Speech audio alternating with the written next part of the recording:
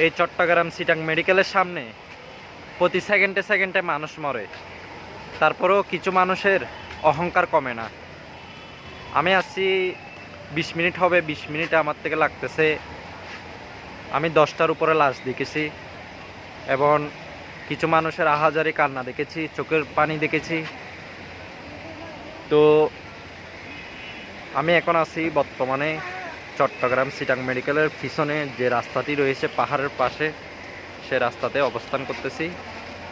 তো যাদের টাকা বেশি হওয়ার কারণে অহংকার কমে না, তারা দয়া করে 10 মিনিটের জন্য হলো এই সিটাং মেডিকেলে আসবেন। দেখবেন আপনার অহংকার অটোমেটিক কমে যাবে। অনেক টাকাওয়ালা মানুষ মারা যাচ্ছে, অনেক মানুষ মারা যাচ্ছে।